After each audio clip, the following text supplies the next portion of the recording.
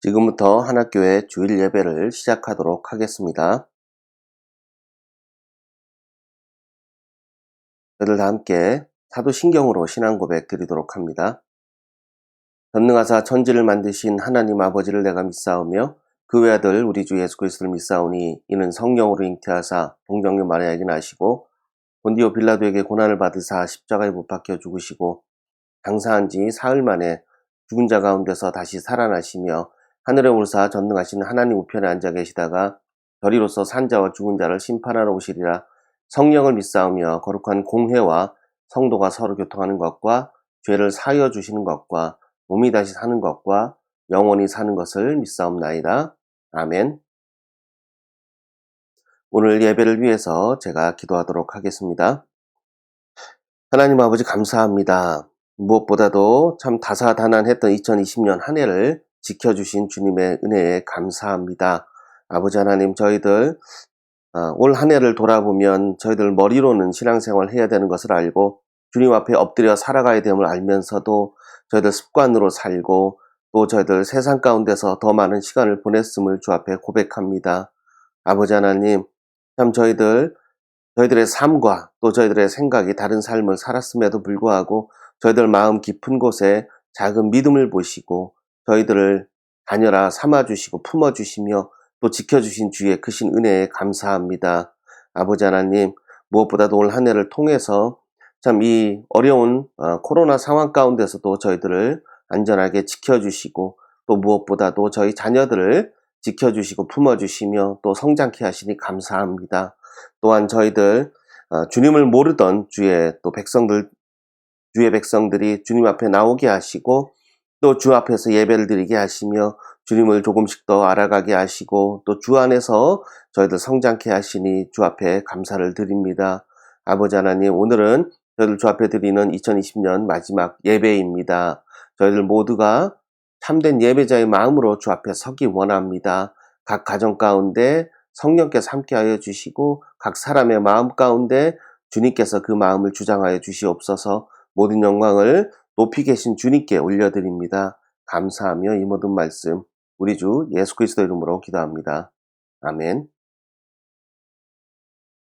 네, 저희들 오늘 보실 성경 말씀은 사도행전 9장 10절로 19절 말씀입니다. 저희들 오늘 말씀 같이 보도록 하겠습니다. 네, 오늘 말씀은 제가 성경을 봉독하여 드리는데 중간중간에 상황 설명을 좀 해드려야 될 필요가 있어서 같이 성경을 읽으면서 상황을 말씀드리도록 하겠습니다.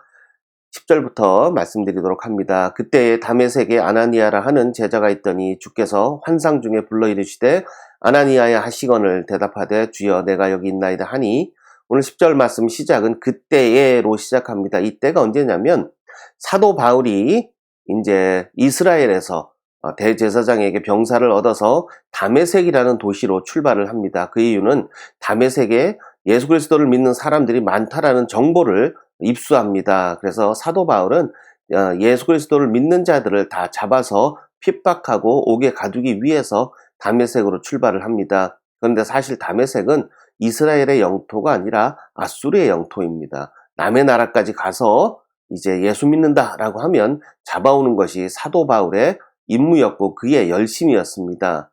그때에 그러니까 사도 바울이 그렇게 다메섹으로 가고 있는 그때에 동시에 아나니아라고 하는 예수님의 제자에게 예수님께서 환상 중에 이러이러한 일을 이제 벌어질 것이니 내가 대비하여라 라고 말씀해 주시는 것이 오늘의 본문입니다. 11절 말씀 읽겠습니다. 주께서 이르시되 일어나 직가라 하는 거리로 가서 유다의 집에서 다소 사람 사울이라 하는 사람을 찾으라. 그가 기도하는 중이니라. 네, 주께서 이르시되 예수 그리스도입니다. 예수 그리스도께서 환상 가운데 아나니아에게 이르시되 직가라 하는 거리로 가서 거리의 이름이 직가입니다. 또 그곳에 가서 누구의 집에 있냐면 유다라는 사람의 집에 가면 직가에 있는 유다의 집에 가면 다소 사람 사울이라 하는 사람이 있을 것이다. 그리고 그가 지금은 기도하는 중이니라 라고 말씀을 해주십니다. 그러니까 직가에 가서 유다의 집에 다소 사람 사울을 찾으라 이 말씀을 해주시는 것인데 우리가 바울이라고도 하고 사울이라고도 합니다. 바울과 사울의 이름이 다른 것은 바울이 유대인의 피를 가지고 태어났으나 로마 시민권자였기 때문에 이름이 두 가지 있었습니다. 바로 히브리어 이름 사울이라는 이름이 있었고 또 헬라 이름 바울이 있었습니다. 우리가 영어로는 폴이라고 합니다. 폴. 그래서 두 가지 이름이 있었습니다. 어떤 분들은 사울이 회심해서 바울이 되었다라고 얘기하는데 그것은 전혀 근거가 없는 이야기고, 사실 원래 태어날 때부터 바울은 두 가지 이름이 있었습니다. 이제 미국에서 태어난 한국 아이들이 이중 국적자가 돼서 두 가지 이름을 가지는 것처럼 바울도 두 가지 이름이 있었습니다. 그래서 헬라 사람들을 만날 때는 바울이라는 이름이 쓰이고 또 유대인들을 만날 때는 사울이라는 이름이 쓰입니다.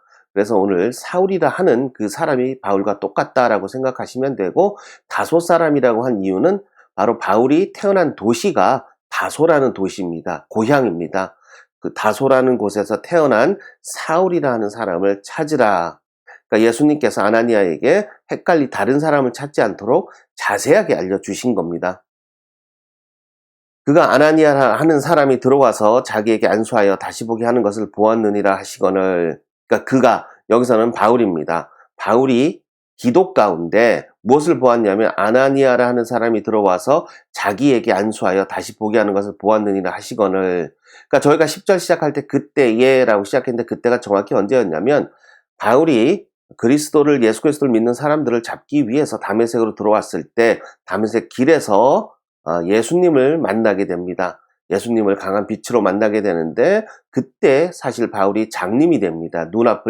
눈앞이 보이지 않게 되고 장님이 되어서 다른 사람들 손에 이끌려 유다의 집에 들어오게 되는데, 그 가운데 기도하면서 예수님의 말씀을 듣게 됩니다. 바울에게 주신 예수님의 말씀은 이제 곧 아나니아라는 사람이 와서 너에게 안수하고 다시 보게 할 것이다.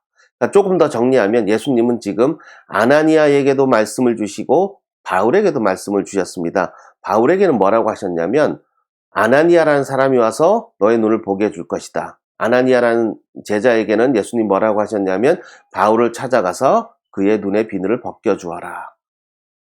13절 읽겠습니다. 아나니아가 대답하되 주여 이 사람에 대하여 내가 여러 사람에게 듣사온즉 그가 예루살렘에서 주의 성도에게 적지 않은 해를 끼쳤다 하더니, 그러니까 아나니아가 환상 가운데 예수님 말씀을 듣고 예수님께 이렇게 대답합니다. 내가 여러 사람에게 소문을 들어보니 바울이라는 사람이 결국은 예수 믿는 사람들을 핍박하고 그 사람들에게 해를 끼치는 사람인데 한마디로 나쁜 놈이라는 거죠. 우리 입장에서 보면 이 원수 같은 사람인데 이 사람을 내가 가서 구해 주어야 합니까? 이 얘기를 지금 아나니아가 예수님께 하고 있는 겁니다. 그리고 한 가지 아나니아가 덧붙이는 것은 여기서도 다메섹에서도 주의 이름을 부르는 모든 사람을 결박할 권한을 대제사장들에게 받았다 하거늘, 그러니까 주의 이름을 부르는 모든 사람, 당시에는 그리스도인, 기독교인 이런 표현이 없었습니다. 그래서 사도행전에 보면 지역마다 다른 이름으로 불려집니다. 갈릴리에서는 예수님 믿는 사람들을 뭐라고 했냐면 갈릴리 사람들이라고 불렀습니다. 그 갈릴리 사람들. 그러니까 무슨 얘기냐면 그 지역에서는 예수님을 믿는다 그러면 저 사람 갈릴리에서 온 사람 아니야? 이렇게 불렀다는 겁니다. 그런데 다메섹에서는 뭐라고 불렀냐면 주의 이름을 부르는 모든 사람. 그리고 예루살렘에서는 또 뭐라고 했냐면 그 도를 따르는 사람. 사도신경에 보면 여러 가지 이렇게 다른 이름으로 그리스도인을 표현합니다. 하지만 뜻은 다 하나입니다. 여기서도 주의 이름을 부르는 모든 사람, 그러니까 그리스도인을 결박할 권한을, 그러니까 법적인 권한을 대제사장들에게 받았다 하거늘, 당시의 대제사장들은 로마의 총독에게서 받은 권한이 있습니다. 그리고 대제사장들에게 주어진 군사가 있어서 대제사장들이 병력을 쓸 수 있고 어느 정도의 권한이 있었습니다. 그래서 유대인들을 자기가 다스릴 수 있었는데 그 권한을 바울에게 준 것입니다. 그래서 한마디로 아나니아는 이 사람이 이런 권한을 가지고 예수님 믿는 사람을 핍박하러 다메섹에 왔는데 내가 그를 만나서 구해줘야 합니까? 이렇게 물어보자 15절 주께서 이르시되 가라. 이 사람은 내 이름을 이방인과 임금들과 이스라엘 자손들에게 전하기 위하여 택한 나의 그릇이라. 그러니까 예수님의 대답은 이겁니다. 이 사람은 내가 택한 나의 그릇이라. 그런데 무엇을 위해서 택했냐면 이방인들과 임금들과 이스라엘 자손들에게 전하기 위해서 내가 택했느니라. 예수님께서 그렇게 말씀을 하십니다. 그리고 그가 내 이름을 위하여 얼마나 고난을 받아야 할 것을 내가 그에게 보이리라 하시니, 예수님께서 바울에게 이제는 바울이 나의 사도가 되어서 앞으로는 어떠한 사역을 하여야 되고 얼마나 많은 고난을 받아야 될 것인가를 바울에게 알릴 것이다. 한마디로 내가 택하였고 내가 쓸 그릇이고 나를 위하여 그가 이제는 고난을 받을 것이다 라고 이야기를 하는 겁니다. 한마디로 여태까지는 원수였을지 몰라도 이제는 형제가 될 것이다 라고 예수님 말씀을 하셨습니다. 아나니아가 떠나 그 집에 들어가서 그에게 안수하여 이르되 형제 사울아 주 곧 내가 오는 길에서 나타났던 예수께서 나를 보내어 너로 다시 보게 하시고 성령으로 충만하게 하신다 하니 아나니아가 그동안의 얘기를 바울에게 합니다. 나도 예수님을 내가 환상 가운데서 보았던 예수님을 나도 보았다. 그리고 나서 18절 즉시 사울의 눈에서 비늘 같은 것이 벗어져 다시 보게 된지라 일어나 세례를 받고 음식을 먹음에 강건하여 지니라. 아멘. 그러니까 이제 사울의 눈에서 드디어 비늘 같은 것이 벗겨졌습니다. 그리고 다시 앞을 볼 수 있게 된 겁니다. 그리고 세례를 받았다. 무슨 얘기죠? 예수님 믿는 사람이 되었고 이제 제자가 된 겁니다. 그것이 오늘 본문의 이야기입니다. 또 오늘 사도행전 9장 10장에서 19절 말씀 하나님의 관점에서 보라라는 제목으로 말씀을 드리도록 하겠습니다. 하나님의 관점에서 보라라는 제목으로 말씀을 드리도록 하겠습니다. 사울이 여태까지 어떤 관점에서 예수님을 보았죠? 자기 관점에서 보았습니다. 자기 관점에서 보고 자기 생각으로 보니 예수님은 한마디로 지금 표현으로 하면 이단의 교주입니다. 그러니까 예수님을 믿으면 뭐죠? 다 이단인 거죠. 하나님 믿지 않는 거죠. 그러니까 잡아 가두어야 되고 핍박해야 되고 이 사람들은 잘못한 겁니다. 그게 바로 사울이 살았던 방식입니다. 그런데 다시 환상 가운데서 예수님을 만나보니 이제 하나님의 관점에서 다시 바라보니 자기가 잘못된 겁니다. 그것을 깨닫고 회심했던 내용이 9장 초반부의 내용이고 이제 그 회심한 바울을 만나는 것이 중반부 9장 10절부터 19절의 내용입니다. 그 내용을 오늘 여러분들과 같이 나누고자 합니다. 그러니까 사람이 살다 보면 저희들은 참 절호의 기회라는 것이 있습니다. 기회가 많이 있습니다. 그 중에 절호의 기회. 놓칠 수 없는 거죠. 이 기회를 놓치면 후회하는 겁니다. 그 기회를 저희들이 가끔 맞이할 수 있는데 저희들이 쉽게 볼 수 있는 게 어떤 거냐면 월드컵 축구 경기라고 우리가 한번 가정을 해보겠습니다. 4년에 한 번 열리는 월드컵의 축구 경기입니다. 그 축구 경기에서도 결승전 경기입니다. 양쪽이 팽팽하게 싸웠는데 전반전, 후반전, 연장전이 다 끝났는데 끝나가는데 0대 0입니다. 그런데 마지막 연장전이 끝나기 1분 전에 한쪽이 페널티킥 찬스를 얻었습니다. 정말로 절호의 기회입니다. 4년에 한 번 열리는 월드컵에서 그것도 결승전에서 끝나기 1분 전에 페널티킥 찬스를 얻었습니다.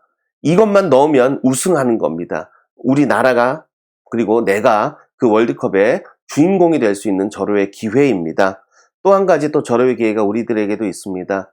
아마 주식하는 분들이 가장 좋아하는 기회는 무엇이냐면 정말 좋은 정보를 나만 알고 있을 때 정말 귀한 정보를 남들 모르는 정보를 나만 알고 있을 때 뭐죠? 절호의 기회입니다. 이 기회를 잡으면 대박이 터집니다. 대박은 아니어도 최소한 중박은 터집니다.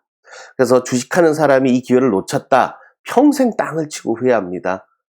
월드컵에서 축구 선수가 마지막 그 페널티 기회를 놓쳤다. 허공에 날렸다. 이 선수 평생 기억에 남는 후회할 만한 일입니다. 그래서 이 절호의 기회를 잘 잡아야 됩니다. 잘못하면 후회하기 때문입니다. 신앙에도 보면 저희가 절호의 기회가 있는데 성경에 보면 그런 기회를 맞이했던 여러 가지 에피소드들이 나옵니다. 저희가 오늘 들려드릴 얘기는 다윗의 이야기입니다. 다윗이 사울 왕의 질투로 인해서 도망자 신세가 되었습니다. 억울하게 쫓겨다니고 도망다니고 목숨을 위협받는 상황 가운데 다윗에게 어느 날 절호의 기회가 찾아왔습니다. 자신과 부하들이 사막에 있는 엔게디 동굴에 피신해 있을 때 그 동굴로 사울이 홀홀 단신 들어온 것입니다. 사울이 들어온 이유는 무엇이냐면 다윗을 죽이려고 쫓아다니다가 용변이 급해서 들어온 겁니다. 그러니까 용변을 보기 위해서 들어왔기 때문에 아무 군사도 데리고 오지 않고 혼자서 그 동굴에 들어오자마자 무장을 해제하고 바지를 내리고 용변을 보기 시작한 겁니다. 게다가 이 상황을 잘 보면 사울 왕은 동굴 바깥에서 안으로 들어왔기 때문에 아직 어둠에 익숙하지 않습니다. 무슨 얘기냐면 동굴 안에 무엇이 있는지 보이지 않습니다. 반면에 다윗은 사울 왕이 혼자 들어오는 것, 바지를 내리는 것, 뒤돌아 앉는 것을 다 봅니다. 동굴 안에서는 밖에 들어온 사람이 다 보이기 때문이죠. 아무것도 모르고 사울 왕이 들어와서 다윗이 숨어 있는지도 모르고 그 자리에 용변을 보겠다고 앉았을 때 다윗과 다윗을 따르던 부하들은 이때가 사울 왕을 죽일 수 있는 절호의 기회라는 걸 알았습니다. 이때를 놓치면 다윗은 평생을 후회할지도 모릅니다. 그래서 다윗이 사울 왕의 뒤로 살금살금 다가가서 자기가 가지고 있는 칼로 사울 왕의 옷자락을 조금 베었습니다. 그런데 그 순간 무슨 일이 일어났냐면 성경이 이것을 어떻게 기록하고 있냐면 다윗이 마음의 찔림을 받아 다시 부하들이 있는 곳으로 돌아갔다라고 기록하고 있습니다. 저희들 이때 성경에 기록한 찔림이란 단어가 히브리어로 나카라고 쓰여져 있고 이것의 원뜻은 두드리다입니다. 두드리다. 그러니까 이게 무슨 얘기죠? 다윗이 칼을 들었을 때 하나님이 다윗의 마음을 두드리신 겁니다. 무슨 얘기죠? 하지 말라는 거예요. 사울을 죽이지 말라는 겁니다. 마음에 찔림이 있으니 하지 말라는 겁니다. 다윗은 분명히 절호의 기회입니다. 사울을 죽일 수 있는 절호의 기회인데 마음에 찔림이 왔습니다. 하나님이 두드리신 겁니다. 이 순간 다윗은 두 가지 기회가 있는 겁니다. 첫 번째는 사울을 죽일 수 있는 인간적인 기회, 세상적인 기회. 두 번째는 하나님 말씀에 순종할 수 있는 신앙적인 기회. 하나님 신앙적인 관점에서 다시 이 상황을 바라봐야 되는 그런 상황이 온 겁니다. 어떤 관점에서 생각하냐에 따라 다윗의 결정은 분명히 달라집니다. 사울 왕이 다윗에게 했던 짓을 생각하면 당연히 그 자리에서 바로 사울 왕을 참수해야 됩니다. 그렇지 않으면 사울 왕은 또다시 다윗을 죽이려고 할 겁니다. 하지만 다윗은 자기의 인간적인 관점이 아니라 하나님의 관점에서 바로 결정을 했습니다. 하나님께 순종하는 것을 택했습니다. 그런데 이 순종은 쉬운 순종이 아닙니다. 저희가 잘 보시면 하나님은 다윗의 마음을 두드렸습니다. 하나님의 음성은 마음을 두드리는 정도로 작게 들리지만 사울 왕을 죽여야 된다는 부하들의 음성은 귓가에 맴돌 정도로 크게 들리기 때문입니다. 사람은 항상 두 가지 소리를 듣고 살아갑니다.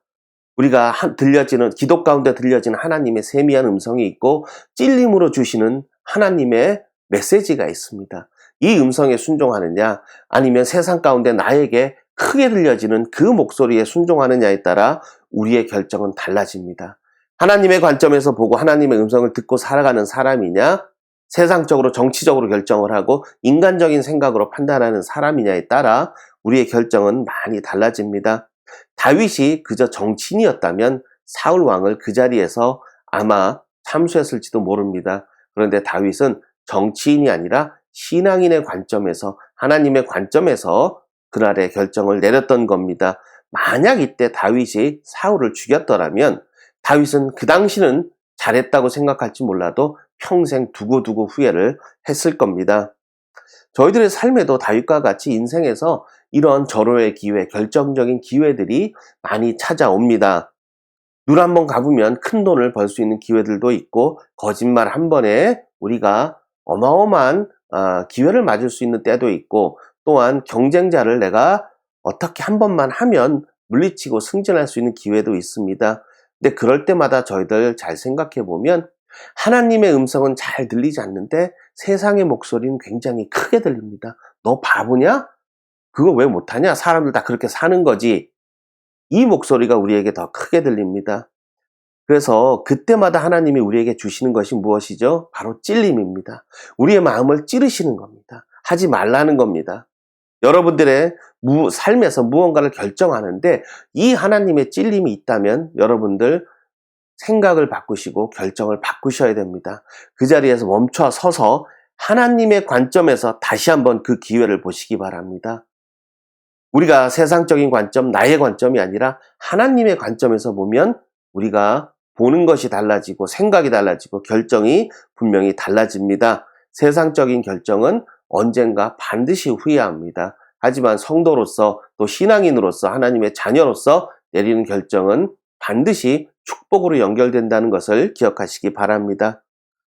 오늘 말씀을 보면 다메섹에 사는 아나니아에게 절호의 기회가 찾아왔습니다. 제가 초반에 말씀드린 것처럼 바울이 누구죠? 예수님 믿는다 그러면 어디든지 찾아가서 바로 핍박을 하고 옥에 가두던 그런, 한마디로 아나니아 입장에서, 성도 입장에서 보면 나쁜 놈이죠. 예, 그 나쁜 놈을 어떻게 내 마음대로 할 수 있는 기회가 찾아온 겁니다. 왜냐하면 바울이 온다라는 소식에 사람들이 다 숨었어요. 군사를 대동하고 온다는 소식에 다 숨었는데 막상 바울이 도착했는데 어떻게 도착했죠? 예, 군사는 다 도망가고 바울 혼자 남겨졌는데 그것도 장님이 되어서 앞도 분간 못하는 상태로 온 거예요. 이제는 전세가 역전이 된 겁니다. 이제는 예수님을 믿는다는 사람들이 찾아가서 그를 해코지하여도 바울이 아무런 대책을 손을 쓸 수 없을 정도로 무능력, 무방비한 상태로 바로 들어온 겁니다. 다윗이 그랬어요. 어둠 속에서 앞을 분간하지 못하던 사울 왕을 얼마든지 죽일 수 있었어요. 마찬가지로 아나니아도 지금 앞도 분간하지 못하는 바울을 얼마든지 해코지할 수 있는 기회가 아나니아에게 주어진 겁니다.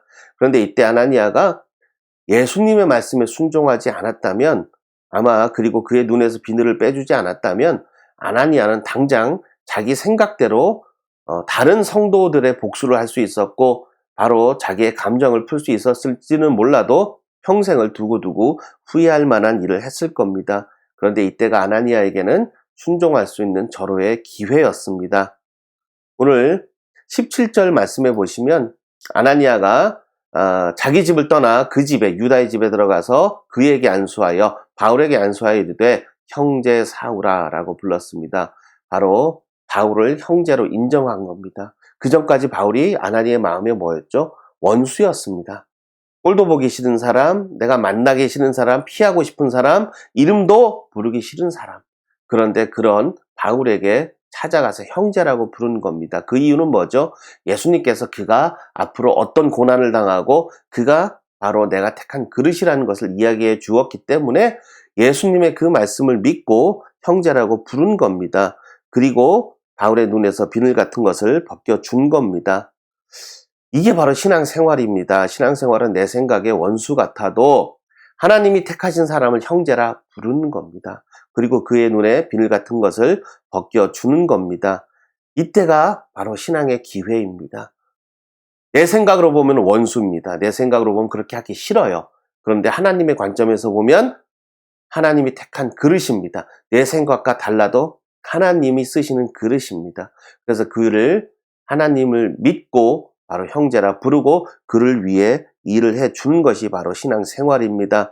저희들도 세상 살다 보면 교회에, 또 직장에, 또 저희들 일터에서 보면 말도 섞기 싫고 꼴도 보기 싫은 사람 많이 있습니다. 하지만 저희들 다 그분들이 하나님이 택하신 그릇입니다. 그들을 형제라고 부르고 먼저 다가가시고 그들을 위해서 하실 일을 기도하시기 바랍니다. 그러면 주께서 저희들의 마음에 음성을 주시고 또 저희들의 마음에 두드리셔서 찔림을 주십니다. 그래서 저희들이 하나님의 관점에서 보면 형제입니다. 내 관점에서 보면 원수 같고 꼴도 보기 싫지만 하나님의 관점에서 봐야 그가 형제로 보이기 시작합니다. 오늘 15절 말씀에서 예수님은 바울이 나의 택한 그릇이다 라고 말씀을 하셨습니다. 하나님은 주의 일을 위해서 다양한 그릇을 사용하십니다. 다윗의 시대에 다윗이 초대 왕이 되지 않았습니다. 이스라엘의 초대 왕은 다윗이 아니라 사울 왕이었습니다. 성경에서 사울 왕의 마지막을 좋게 기록하고 있지 않지만 그조차도 하나님이 택한 그릇이었고 다윗은 그것을 인정한 겁니다. 아나니아가 보기에 바울은 참 원수 같아 보이지만 그도 하나님이 택한 그릇입니다. 자기가 보는 관점에서는 쓸모없는 그릇이고 또 나와 맞지 않는 그릇 같아도 하나님의 관점에서는 그렇지 않습니다. 하나님은 그릇마다 용도가 다르고 쓰시는 때가 다릅니다. 제가 예전에 알던 어떤 교회 목사님이 한 분 계셨습니다. 이 목사님 설교 시간에 제가 이 목사님 별로 좋아하지 않았습니다. 왜 좋아하지 않았냐면 설교 시간에 정말 조금 거짓말 보태서 얘기하면 돈 얘기를 한 번도 빼놓고 그러니까 한 번도 빼놓지를 않았습니다. 매번 설교 때마다 돈 얘기를 하는 겁니다. 그러니까 무슨 얘기냐면 성도들에게 돈을 많이 벌어야 하나님께 영광이 된다는 겁니다. 그러니까 돈을 많이 버는 거 분명히 좋은 일입니다. 하나님께 영광을 드리는 거 좋은 겁니다. 그런데 저는 이 두 가지가 어떻게 그렇게 직접적으로 연관이 되고 어떻게 그렇게 매번 설교해야 될 만큼 중요한 건가, 이것이 좀 이해가 가지 않았습니다. 근데 심지어 이 목사님 교회 예배당 안에 현수막을 크게 하나 걸었습니다. 세상에서 성공해서 하나님께 영광 드리자. 이게 현수막을 걸 정도로 그렇게 신앙적으로 중요한 건가? 전 이해가 안 갔습니다. 결국 저는 개인적으로 그 목사님 좋아하지도 않았고, 왜 하나님이 저 목사님 저렇게 쓰셔야 되지? 근데 중요한 것은 그 목사님 한국의 교회 사이즈, 성도의 수로 봤을 때 10대 교회 안에 들어갈 정도로 큰 교회 목사님이셨습니다. 항상 제가 그 목사님에게 좀 부정적인 감정이 있었는데, 어느 날 하루는 제가 이제 기도를 하는데 기도 가운데 예수님이 아나니아에게 주신 것과 비슷한 음성을 하나님이 저에게 주셨습니다. 그것이 무엇이었냐면 저 목사는 내가 세운 사람이라는 겁니다. 내가 세운 사람이다. 그때 제가 깨달았던 것은 그릇은 주인이 쓰기 나름이라는 겁니다. 주인이 쓰기 위해서 어떤 그릇은 금그릇으로, 어떤 그릇은 은그릇으로, 어떤 그릇은 나무 그릇으로 만들기도 하고, 또 그릇의 종류도 중요한데 중요한 것은 그릇의 크기입니다. 그때 제가 깨달았던 것이 참 나는 종재기보다도 못한 그릇을 가진 사람인데 내가 다른 그릇을 판단하는 것이 옳지도 않고 내 그릇이 작다 보니 자꾸 품어주지 못하고 판단만 하고 살아가는구나 라는 것을 깨닫고 제가 하나님 앞에 회개했던 적이 있었습니다. 결국 사울왕도 바울도 그 돈 얘기만 하는 목사님도 하나님이 쓰시는 그릇입니다.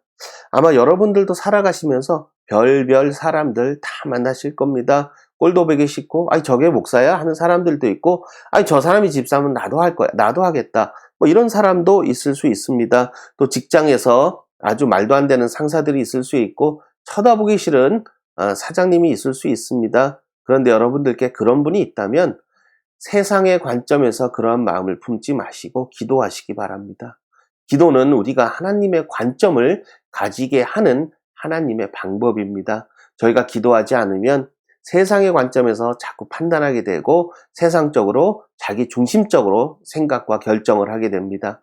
하지만 기도는 하나님의 관점에서 똑같은 상황을 바라보게 하고 하나님의 관점에서 우리가 결정을 내리고 판단을 할 수 있도록 도와주는 겁니다. 그래서 내 생각에 그때가 기회라고 생각이 될 때 하나님의 관점에서도 이것이 기회인지를 한번 생각해 보시기 바랍니다. 하나님의 관점에서 사울을 왕으로 썼을 때 그만한 이유가 있었을 겁니다. 하나님의 관점에서 바울을 택하셨을 때 그만한 이유가 다 있을 겁니다. 그래서 우리에게 중요한 것은 내 관점에서 내 생각으로 판단하는 것이 아니라 하나님의 관점에서 그것을 바라보는 겁니다. 다윗도 하나님의 관점에서 사울 왕을 바라보았기 때문에 순종할 수 있었고, 세상의 관점에서 바라보면 어떻게 돼야 되죠? 사울 왕을 죽여야 나의 세상, 다윗의 세상이 오는 겁니다. 사울 왕을 내가 해쳐야만 다윗의 세상이 오는 겁니다. 그런데 하나님의 관점에서 보면 그때 다윗이 순종을 해야 하나님의 세상이 유지가 되는 겁니다. 내 관점으로 살아가면 나는 나의 세상을 살아가게 됩니다. 나의 세상을 맞이하게 됩니다. 그런데 하나님의 관점에서 살아가면 저희들은 하나님의 나라, 하나님의 세상에서 살아갈 수 있게 됩니다. 그래서 하나님의 나라는 이처럼 하나님의 관점에서 바라보고 순종하는 자들이 지켜가는 겁니다. 많은 사람들이 자기중심적인 생각으로 살아갑니다. 그러나 성도는 내 자기중심적인 생각에서 벗어나 하나님 중심으로 생각하고 하나님 관점에서 세상을 바라봐야 합니다. 내 생각의 기회인 것 같지만 하나님 생각이 아닐 수 있습니다. 내 생각에 원망되고 이것이 고난일 수 있지만 하나님 관점에서 보면 기회일 수 있습니다. 그런데 어떤 상황이든 모든 것이 저희들에게는 순종할 수 있는 기회고 기도할 수 있는 기회입니다. 여러분들에게 지금 어려움이 있어도 기도할 수 있는 기회이고 순종할 수 있는 기회입니다. 그리고 이 순간 순종을 하시면 언젠가 하나님의 더 크신 뜻을 깨닫게 됩니다. 다윗이 순종함으로 이스라엘과 남유다를 통합해서 다스리는 왕이 되었고, 그리고 이후로도 다윗의 이름이 성경에 대대손손 기록되고 저희들에게 전해지는 큰 영광을 맛보았습니다. 하나님이 주신 절호의 기회는 언제나 세상의 기회와 함께 찾아옵니다. 그 기회를 세상의 관점에 보는 것이 아니라 하나님의 관점에서 보시기 바랍니다. 그리고 또한 세상에서 들려지는 큰 목소리보다 세미하게 들려지는 하나님의 음성을 더 귀 기울여 들으시고, 그 말씀조차 들리지 않을 때는 하나님께서 두드리시는 것을 예민하게 받아들이시기 바랍니다. 그 찔림은 하나님이 주시는 마지막 기회입니다. 오늘 여러분들께 하나님께서 분명히 세미한 음성을 주시고자 하고 찔림을 주시고자 합니다. 여러분들의 결정이 언제나 하나님의 관점에서 이루어지시기 바라고, 또 지금 세상의 기회를 잡기 위해서 애쓰고 힘쓰는 것보다 주의 말씀을 듣기 위해서 기도하는 데 힘쓰시고, 또 하나님의 말씀을 그 음성에 순종하는 데 애쓰시는 저와 모든 하나교회 성도님들이 되시기를 그리스도의 이름으로 축원합니다. 저희들 다 함께 기도하시고 축도로 오늘 예배를 마치도록 하겠습니다.